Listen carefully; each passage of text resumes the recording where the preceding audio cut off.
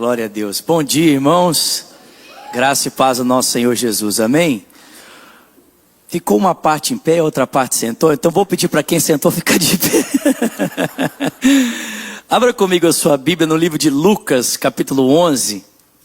Lucas, capítulo 11. Vamos ler o texto e depois todos vamos sentar. Amém, gente? Lucas, capítulo 11. Eu leio com você a partir do versículo 1. Prazer poder estar aqui e compartilhar com vocês a palavra de Jesus. Amém? Lucas 11, versículo 1 diz: certo dia, Jesus estava orando em determinado lugar e, tendo terminado, um dos seus discípulos lhe disse: Senhor, ensina-nos a orar, como João ensinou aos discípulos dele. E ele lhes disse: quando vocês orarem, digam: Pai, santificado seja o teu nome, venha o teu reino, e dá-nos o nosso pão de cada dia, e perdoa as nossas dívidas ou os nossos pecados, pois também perdoamos a todos os que nos ofendem, e não nos deixes cair em tentação. E então Jesus lhes disse: suponham que um de vocês tenha um amigo, e que recorra a ele à meia-noite e diga: amigo, empresta-me 3 pães, porque um amigo meu chegou de viagem e eu não tenho nada para lhe oferecer. E o que estiver dentro responda: olha, não me incomode, a porta já está fechada, eu e os meus filhos já estamos deitados, eu não posso me levantar e dar a você o que você me pede. Digo a vocês que, embora não se levante para dar-lhe o pão por ser seu amigo, por causa da importunação, essa palavra importunação também pode ser traduzida com vergonha. Por causa da importunação ou por causa da vergonha, se levantará e lhe dará tudo o que precisar. Por isso eu digo a vocês: peçam e será dado, busquem e vocês encontrarão, batam e a porta será aberta a vocês. Porque todo aquele que pede recebe, o que busca encontra, e aquele que bate, a porta será aberta. Qual é o pai do meio de vocês que, se um filho pedir a ele: pai, me dá um peixe, lhe dará uma cobra? Ou se o filho lhe pedir: pai, me dá um ovo, lhe dará um escorpião? Portanto, se vocês, apesar de serem maus, sabem dar boas coisas, sabem fazer o bem aos seus filhos, quanto mais o Pai que está nos céus dará o Espírito Santo aos que lhe pedirem. Alguém pode dar uma glória a Deus por isso? Vamos orar. Senhor, essa é a tua palavra, nós queremos ouvir a tua voz, nós te pedimos: dá-nos olhos para ver, ouvidos para ouvir e um coração sensível para receber cada palavra que o teu Espírito deseja falar ao nosso coração. Ao pregador desta manhã, conceda-lhe graça, Senhor, para que no abrir da sua boca somente a palavra do Senhor seja ouvida e nenhuma outra. É o que nós te pedimos e agradecemos em o nome de Jesus, e quem crê diga amém. Podem sentar. Quero só me apresentar, talvez você não me conheça. Eu me chamo Vinícius, eu tenho 40 anos, eu sei que não parece, gente pequena não envelhece, amém, gente? Eu sou casado com a Virgínia, somos casados há 7 anos, e sou o pai da Valentina, que tem 2 anos, somos uma família de 3 pessoas, e residimos atualmente em Orlando, servindo ali na Lagoinha de Orlando. E eu gosto de falar que o mais importante sobre mim é que eu sou lavado e remido no sangue de Jesus. Amém, gente? Isso é o mais importante. Eu sei que de tantas dádivas e de tantas bênçãos que nós recebemos por causa da cruz e por meio da cruz, sem dúvida, a mais importante é o privilégio de hoje nós temos o acesso ao relacionamento com Deus. Amém, queridos? Pastor Márcio Valadão costuma dizer que a nossa fé não é um conjunto de regras e doutrinas. A nossa fé é o nosso relacionamento com Cristo. Acima de tudo, Cristo se entregou na cruz para nos conectar de volta a Deus, para que eu e você pudéssemos ter acesso à presença de Deus, à mesa de Deus. Mas apesar de esse ser certamente o maior privilégio que nós recebemos por causa da cruz, nem sempre nós damos a devida importância a esse privilégio. Nem sempre nós o valorizamos da maneira como ele deve ser valorizado. E não é difícil perceber isso. Basta você olhar para a sua vida espiritual, ou eu olhar para a minha vida espiritual. E eu não sei se você tem esse sentimento, mas a minha caminhada com Deus, a minha jornada com Deus, a minha vida espiritual está muito aquém do que ela poderia ser. Ela está muito longe do que ela deveria ser. Quando a gente olha para o texto bíblico e observa a jornada espiritual de outros homens que caminharam com Deus, eu não sei você, mas eu tenho a impressão de que minha vida está muito longe do que ela poderia ser. Sou só eu ou tem mais alguém aqui? E isso é porque nós não valorizamos devidamente o privilégio que nós temos. Se nós estivéssemos de fato, irmãos, valorizando esse acesso que nos foi dado por meio da cruz, certamente a nossa vida espiritual iria refletir a importância que nós damos a esse acesso. Concorda comigo? Eu acho que foi exatamente essa conclusão que os discípulos chegaram quando eles olharam para a vida de oração de Jesus e olharam para a vida de oração deles. Quando eles olharam para a vida de oração de Jesus e olharam para a vida de oração que eles tinham, eles chegaram a uma conclusão: Jesus entendeu alguma coisa sobre a relação com o Pai que nós ainda não entendemos. Jesus entendeu alguma coisa dessa dinâmica do relacionamento com Deus que a gente ainda não compreendeu. E o texto bíblico diz que, percebendo então a profundidade da relação que Cristo tinha com o Pai e a superficialidade da relação deles com Deus, é que eles se aproximaram de Jesus e disseram: Senhor, ensina-nos a orar, como João ensinou aos discípulos dele. Então aqui talvez esteja o primeiro ensino desse dia. Meus irmãos, nós não temos profundidade da nossa vida de oração, não apenas porque não valorizamos o lugar que nos foi dado, mas porque nós não sabemos orar. Nós não sabemos ter relacionamento com Deus. Eu sei que talvez você já tenha ouvido, e é verdade que até eu já falei isso algumas vezes, que orar é uma coisa tão simples. Sim ou não? Quando já ouviram isso aqui? Orar é simples, orar é só falar com Deus. É simples, mas nem tanto. Porque a verdade é que nós estamos diante de um privilégio tão elevado que nós não sabemos usufruir dele. Nós não sabemos orar. E isso não é apenas a conclusão dos discípulos. O apóstolo Paulo, em Romanos capítulo 8, ele diz que nós não sabemos orar como convém. Tiago capítulo 4 diz que nós não sabemos, ou nós não recebemos resposta à nossa oração, porque nós não sabemos pedir, porque nós pedimos mal para gastarmos em nossos próprios prazeres. Ou seja, gente, nós não sabemos desfrutar disso. E como consequência, não temos a graça que poderíamos ter por causa desse privilégio. Mas irmãos, se nós não sabemos orar, nós só precisamos de uma coisa: a mesma humildade que os discípulos tiveram de nos aproximarmos de Jesus e pedirmos: Senhor, ensina-nos a orar. Amém, irmãos? A gente só precisa disso.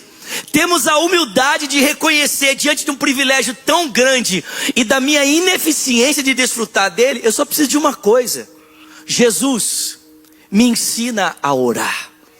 Ensina-me a orar, porque eu quero ter tão profunda intimidade com o Pai como você tem. Eu quero desfrutar da mesma intensidade e profundidade da relação com Deus o Pai como você desfruta. Tem alguém comigo aqui? E alguns anos atrás eu ouvi uma ilustração sobre essa questão de nós não sabemos desfrutar da maneira correta, de não termos as palavras corretas para falarmos com Deus, que eu gostei muito. Ela me marcou tanto que todas as vezes que eu penso nesse texto, eu acabo compartilhando essa ilustração. Quem me contou isso foi o David Keelan. Alguém conhece David Keelan aqui? Quem não conhece, é um ministro do Brasil, viaja no Brasil todo e até em outras nações ministrando. E ele me contou que um dia, ministrando em uma igreja, ele conheceu uma moça que estava vivendo um dilema muito triste. Ela era estéril, queria ser muito mãe, mas não conseguia conceber. E ela pediu então para o David orar por ela. O David orou por ela. E um ano depois, quando ele voltou nessa igreja para ministrar, essa moça o recebeu com um sorriso nos lábios ao lado do seu marido, porque a resposta daquela oração estava nos braços dela. Deus a curou da esterilidade, ela estava ali celebrando o filho que há poucos meses havia acabado de nascer. Você pode dar glória a Deus por isso? A criança tinha aproximadamente 4 meses. 4 meses. Eu lembro da minha filha com 4 meses. Que saudade. E aí a mãe chegou e falou: pastor, o senhor lembra de mim? E aí o David ficou sem graça, porque de tantas igrejas, tantas pessoas, falou: ô irmã, desculpa, eu não lembro. Mas ela falou: pastor, eu sou aquela irmã que o ano passado pediu oração, porque eu era estéril, não podia ter um filho, e aqui está a resposta de oração, o filho que o Senhor me deu. E ela chorando ali, emocionada, e o David se alegrando com ela, falou: glória a Deus, irmã, Deus respondeu a sua oração. Ela falou: pastor, e o milagre é tão grande que meu filho com 4 meses já fala.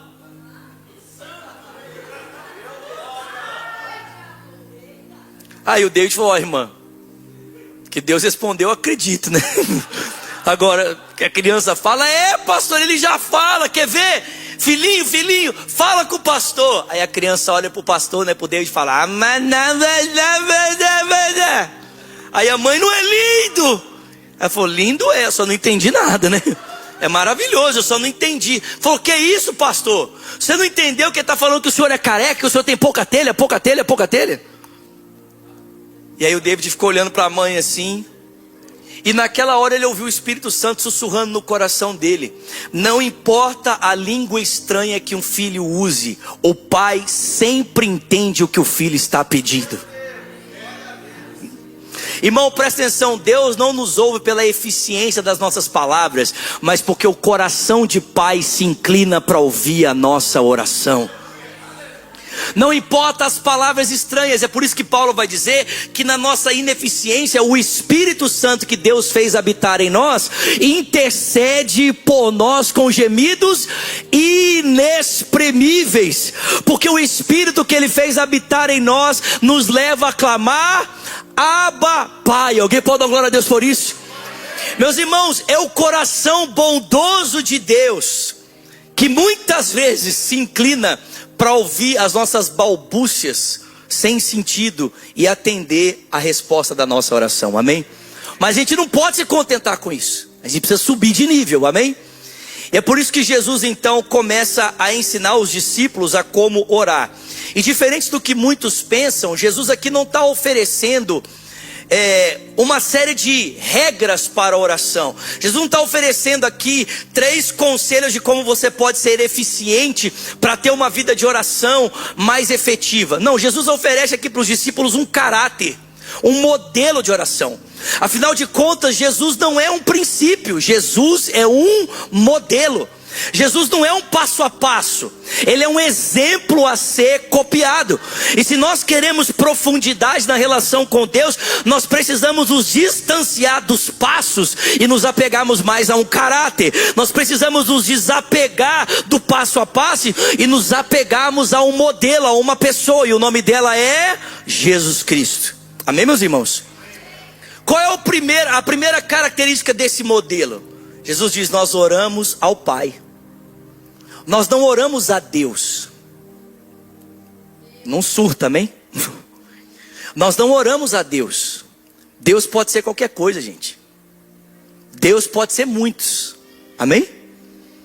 Mas o nosso Deus, Ele não se chama por Deus.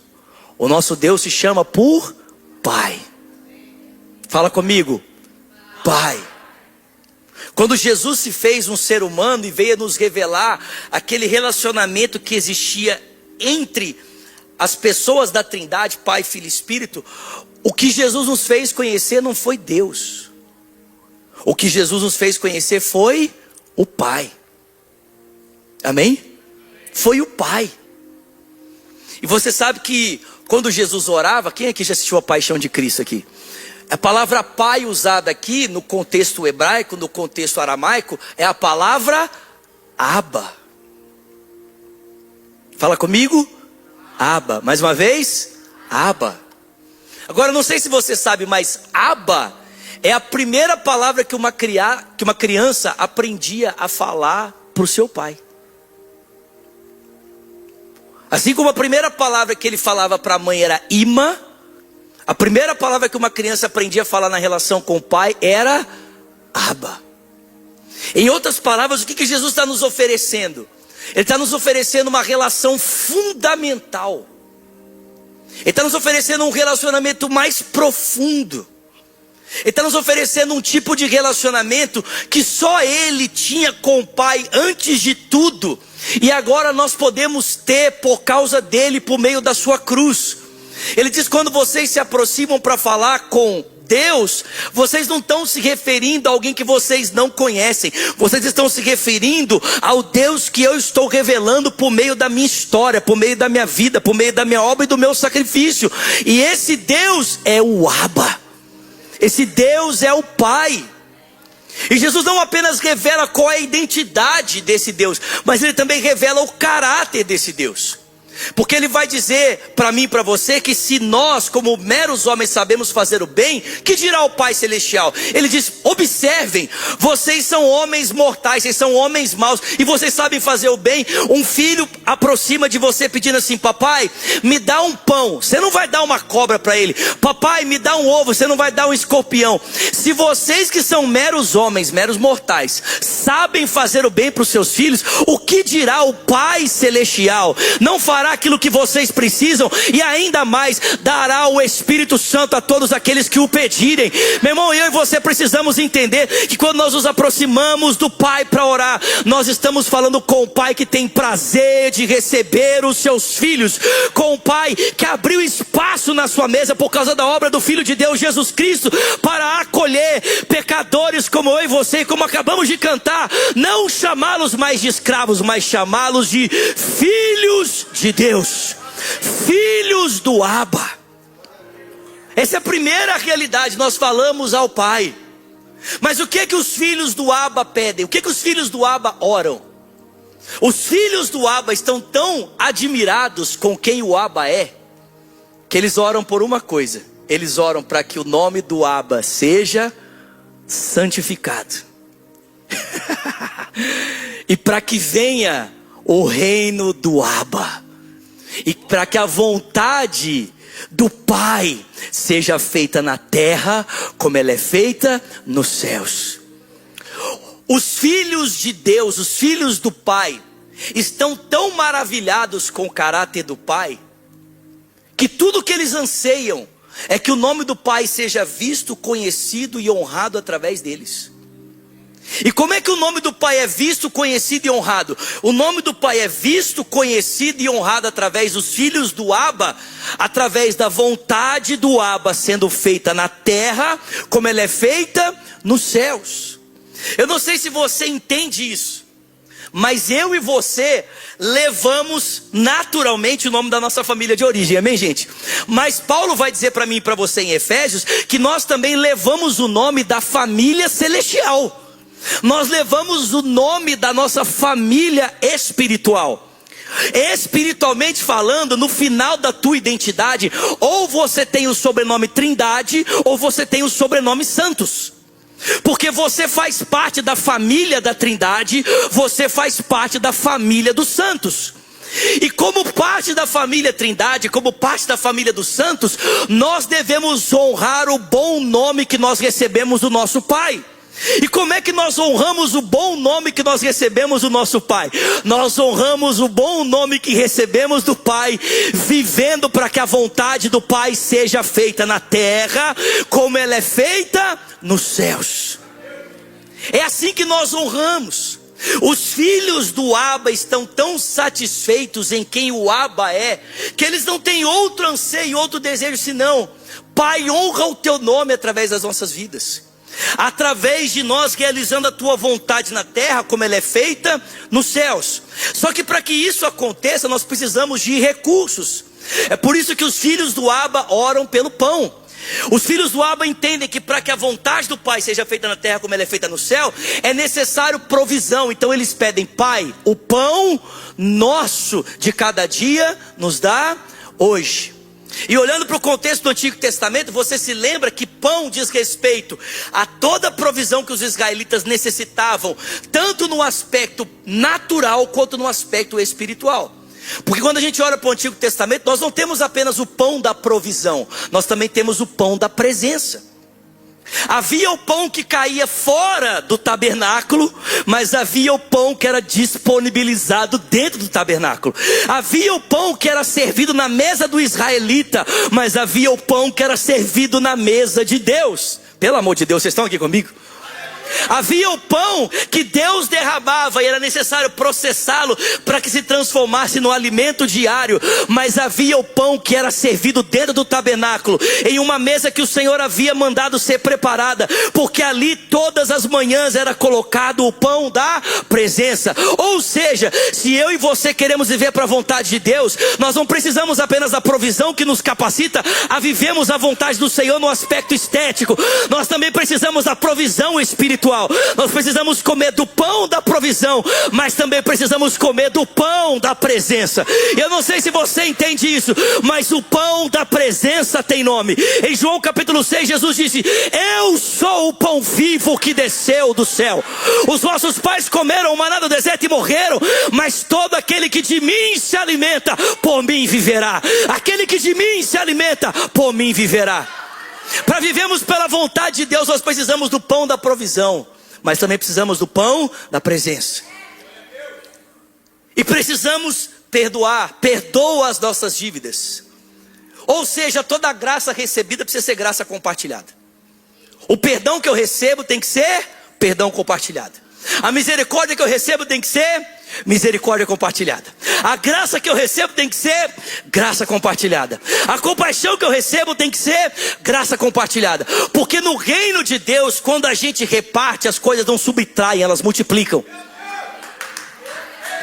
Vocês estão aqui, gente? Você já parou para pensar que todo pão que chegava na mão de Jesus, nenhum ficava inteiro? Nada que chegava na mão de Jesus ficava inteiro. Todo pão que chegava na mão dele, ele repartia. Mas ao partir o pão não subtraía, o pão multiplicava. Porque pão partido é pão multiplicado.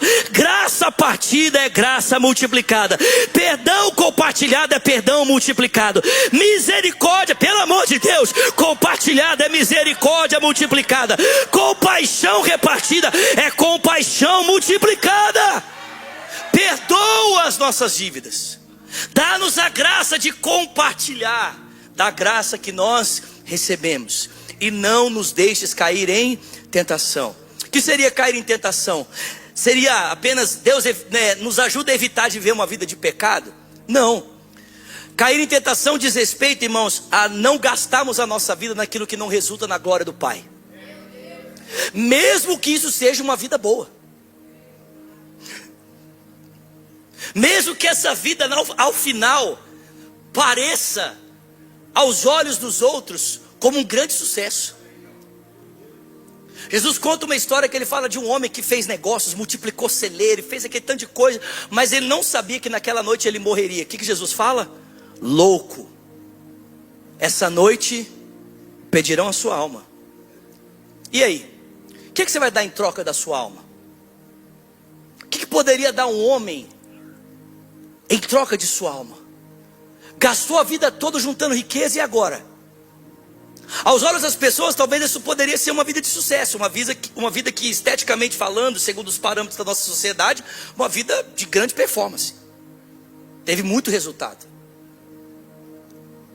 Gastar a vida, irmãos, não significa apenas desperdiçar a vida no pecado, significa gastar a vida naquilo que não resulta na glória de Deus. Qualquer plano, sonho e projeto que não tem Deus como centro é tempo perdido.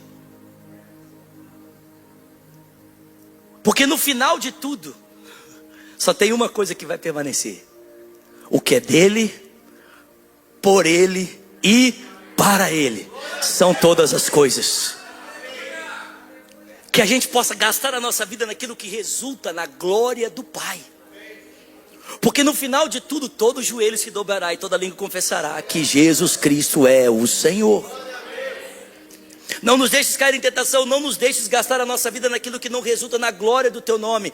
E lá em Mateus capítulo 6, quando Jesus ensina esse mesmo parâmetro de oração, ele diz: porque teu é o reino, o poder e a glória para todo sempre. E aí Jesus vai contar uma história aqui para ilustrar esse caráter da oração que ele está ensinando para os discípulos. Essa importância de vivermos uma vida centrada na glória do Pai, na realização da vontade do Pai. Vocês estão percebendo que o caráter da oração que Jesus está ensinando é uma vida de deleite, satisfação e de intensa dedicação a quem? Ao Pai. Estão vendo isso? Por quê? Porque os filhos de Deus estão tão satisfeitos em quem o Pai é, que eles não precisam de nada, eles só precisam do Pai. Amém? Quem tem o Pai tem tudo. Não é isso que Jesus falou na parábola do filho pródigo? Quando o filho que estava lá dentro da casa reclamando, porque o pai falou para ele: meu filho, você tem a mim. Ô meu filho, você está reclamando do quê? Você tem a mim. Se você tem a mim, você tem tudo. Quem tem o Pai está amplamente abastecido. Então Jesus fala o seguinte: o negócio aqui é sobre a honra de Deus, é sobre a glória de Deus. E ele fala assim: pensa nessa história. Então imagina a Palestina do primeiro século do tempo de Jesus. Jesus contando essa história, em que a vida das pessoas era uma vida predominantemente rural, baseada na colheita, na agricultura, baseada na agropecuária. Então Jesus fala assim: imagina isso aqui. Imagina uma pessoa que de repente, meia-noite, recebe uma visita inesperada. Um amigo chega, bate na porta e grita: amigo, pelo amor de Deus, eu preciso de ajuda.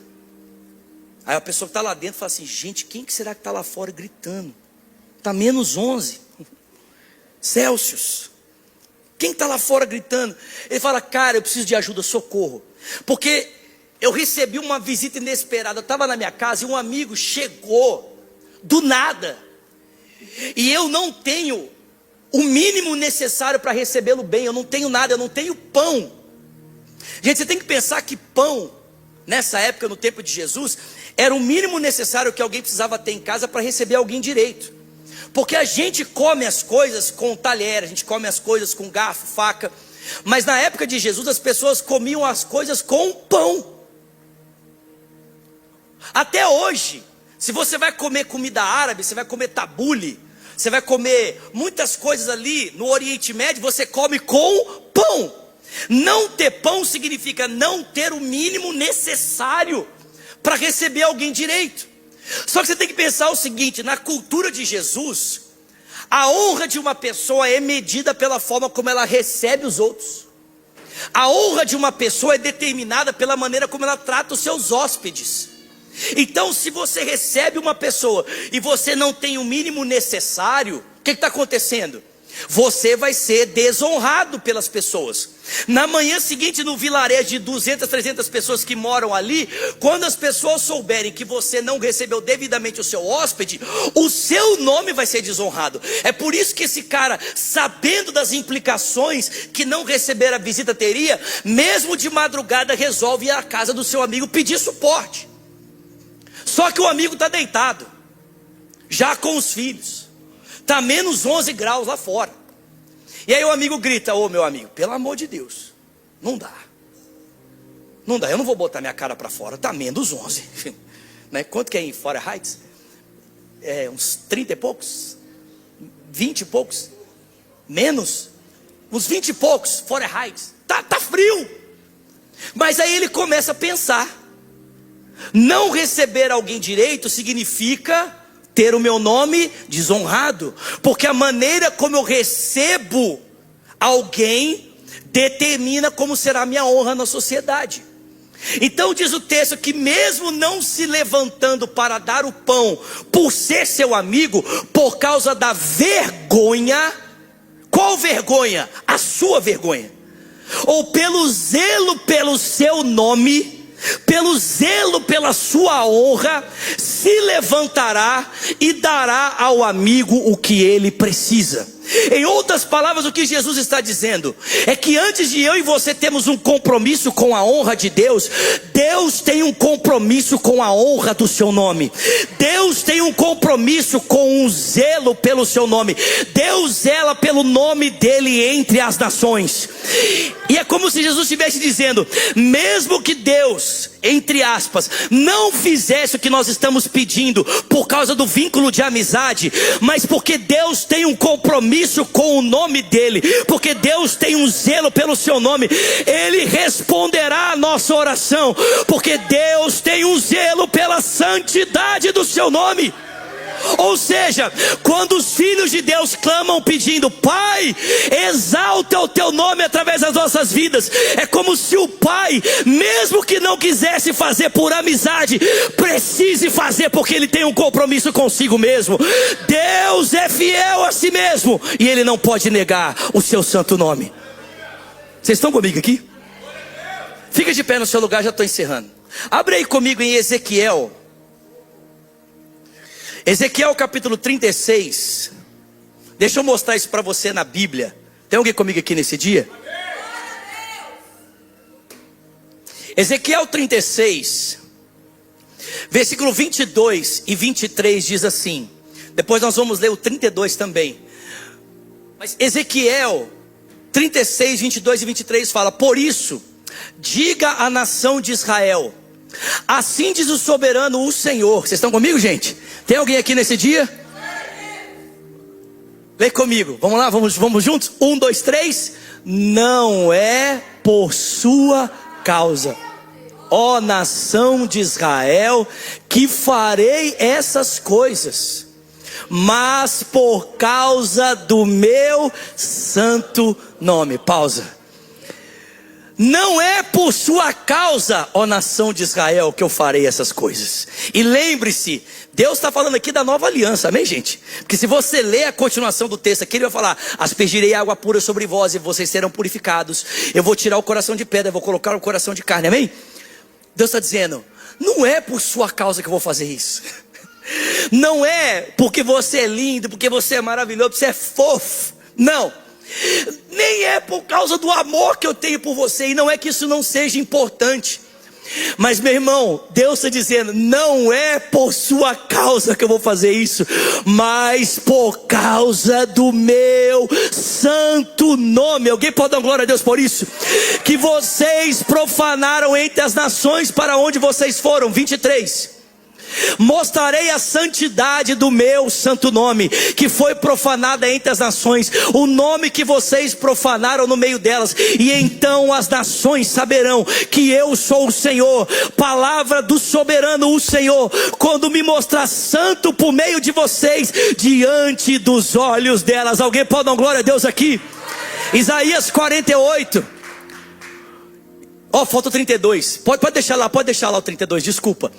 Quero que vocês saibam que não estou fazendo isso, diz o Senhor, por causa de vocês. Palavra do soberano Senhor. Envergonhem-se e humilhem-se por causa da sua conduta, ó nação de Israel. Agora Isaías 48, versículo 9, presta atenção. Por amor do meu... por amor do meu nome, diz o Senhor, é que eu adio a minha ira. Por amor do meu louvor é que eu contive, para que você não fosse eliminado. Em Êxodo 32, versículo 12, a Bíblia conta uma história. Moisés está no alto do Monte Sinai, recebendo as tábuas, os mandamentos. E a Bíblia diz que lá embaixo, por causa da sua demora, o povo já se corrompeu, já se distanciou de Deus. Construíram um bezerro de ouro através das mãos de Arão, e eles estão ali celebrando o bezerro e fazendo uma festa. O Senhor vira para Moisés e fala assim: Moisés, você vai descer, e o povo lá embaixo já se corrompeu, eles já se desviaram, eles já não estão mais vinculados aos meus caminhos. Então vou fazer o seguinte, Moisés, eu vou matar esse povo todo lá embaixo, e eu vou começar do zero com você. Eu vou matar todos os israelitas, e a gente começa do zero, eu e você. Pode ser? Moisés fala: não pode. E aí Deus olha para Moisés, né, como quem diz assim: não pode? Por que não pode? Irmão, pensa, Moisés estava 40 dias diante da face de Deus. Mais de Deus estava nele do que ele imaginava. Mais do caráter de Deus já estava impregnado nele do que ele imaginava. Tanto diz a palavra que quando ele desceu no final dos 80 dias, o rosto dele brilhava e ele nem percebia mais. Porque essa é a consequência imediata de quem passa tempo na presença do Pai. Vai se tornando mais semelhante a ele, o caráter dele vai sendo impregnado no caráter dos seus filhos.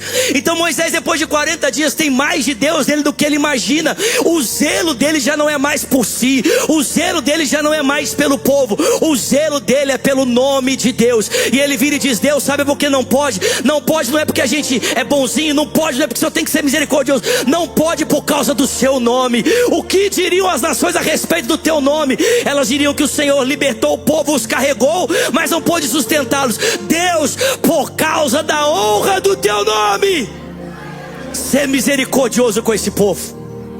Último texto, Salmo 25, versículo 11 diz: por amor do teu nome, Senhor, perdoa o meu pecado, que é tão grande. Deus tem um zelo com o nome dele, e Deus está levantando um povo zeloso do seu nome.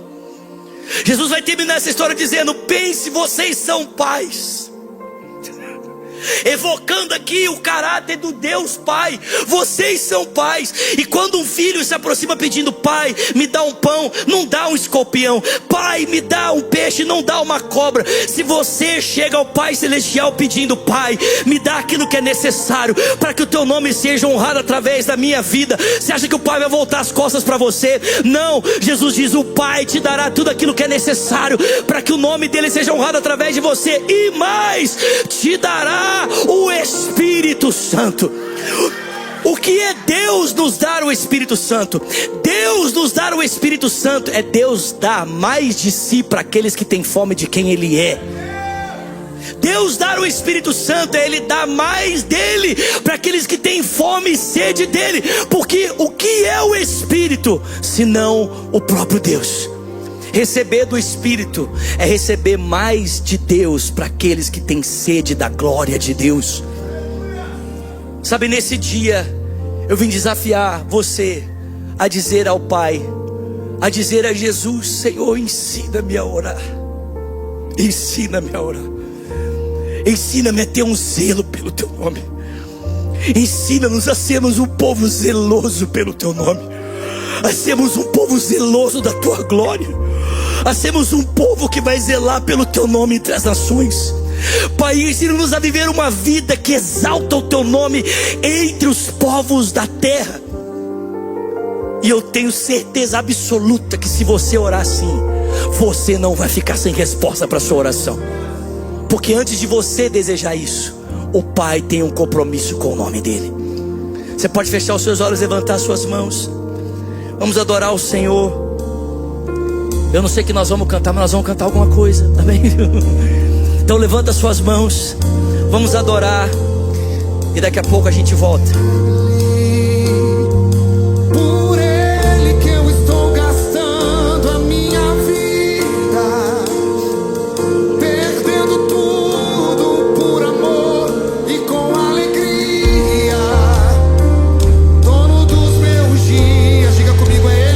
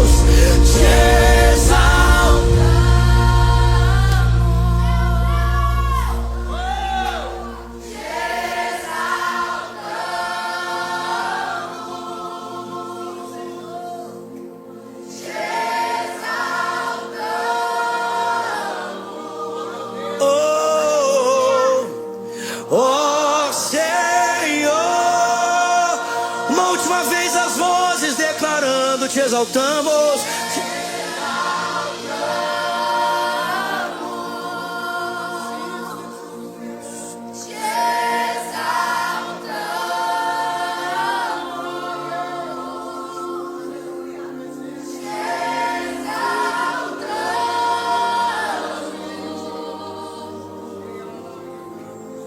Oh Senhor,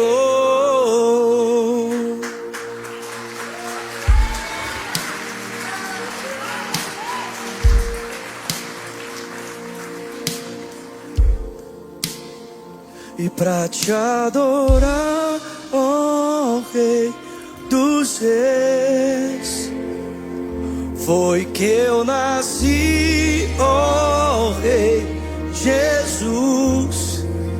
Meu prazer é te louvar, meu prazer é estar nos braços, diga, nos braços do Senhor. Meu prazer é viver na casa de Deus. Somente as vozes, onde flui as vozes e o teclado, cante para te adorar e para te adorar.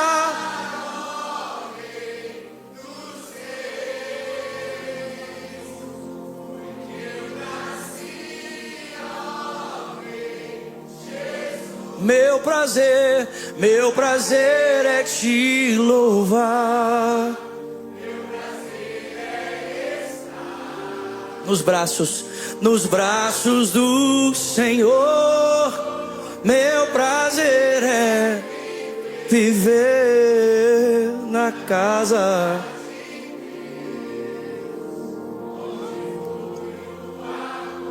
Com seus olhos fechados, suas mãos sobre seu coração. Se você está aqui pela primeira vez, quem sabe nos visitando pela segunda, pela terceira, esse é o Deus que nós servimos. Ele é o Pai, Ele é o Abba, Ele é o Paizinho. E Ele te chama para fazer parte da família dele também. Sempre há espaço na mesa do Abba para escravos perdidos que precisam de um lar, um abrigo para se sentirem parte, para pertencerem. Com seus olhos fechados, suas mãos sobre seu coração, ore comigo dizendo: Senhor Jesus, diga, nesse dia eu abro meu coração e eu te entrego a minha vida, reconhecendo que através de ti nós temos acesso ao Abba, a Deus Pai. Diga: Jesus, recebe a minha vida. Ore também dizendo: e eu, Jesus, que um dia andei nos teus caminhos, mas eu me desviei. Nesse dia, arrependido, eu volto na certeza de que o Senhor me recebe. Seus olhos fechados, suas mãos sobre seu coração. Se existe alguém aqui que ainda não faz parte da família do Abba, mas você quer nesse dia tomar o seu lugar à mesa, ou quem sabe você é como aquele filho, estava na mesa do Abba, mas quem sabe por um tempo você pensou que alguma coisa poderia ser mais importante do que o Abba, mas a bondade do Abba te constrangeu e hoje você quer voltar. Eu quero muito orar com você, eu quero muito orar por você. Se nesse dia você quer fazer parte da família desse Pai amoroso, gracioso, você quer fazer parte, ou você quer voltar para a família desse Pai, eu vou contar até 3. Eu gostaria que, sem constrangimento, você levantasse uma das suas mãos. Eu quero te ver, eu quero te conhecer, e se você permitir, eu quero orar por você. Amém? Vamos lá? 1, 2, 3. Tem alguém que quer tomar essa decisão? Levanta bem alto uma das suas mãos. Alguém que diz: eu quero entregar minha vida a Jesus Cristo. Ou alguém que diz: eu quero voltar para Jesus hoje. Levanta bem alto uma das suas mãos. Eu quero te ver, eu quero te conhecer, e eu quero orar por você. Existe alguém aqui nesse auditório que diz: eu quero entregar minha vida a Jesus Cristo? Alguém que está sendo atraído pela voz do Espírito para fazer parte da família do Abba, ou para voltar aos caminhos do Abba? Existe alguém aqui? Tem uma mão levantada ali atrás. Tem mais alguém? Mais alguém? Levanta bem alto uma das suas mãos. Tem mais uma mão levantada ali. Tem mais alguém? Mais alguém? Vou pedir que vocês que levantaram as mãos sem constrangimento, só para que eu possa olhar você mais de perto, vem cá pertinho de mim, deixa eu orar por vocês, deixa eu abraçar vocês. Você que levantou uma das suas mãos, sai do seu lugar, vem cá pertinho, deixa eu orar por você, vem cá, pode vir. Tem mais alguém que levantou a mão? Pode vir, vem cá pertinho. Isso. Tem mais alguém? Glória a Deus. Você pode estender suas mãos para cá. O céu está em festa já, amém, gente? Os anjos já estão celebrando diante do Pai. Estenda suas mãos. Ore comigo dizendo: Pai, muito obrigado por essas vidas que se entregam ao Senhor. Diga: como igreja, nos comprometemos em amar, em servir, em ser com elas a sua família, em nome de Jesus. Amém, amém.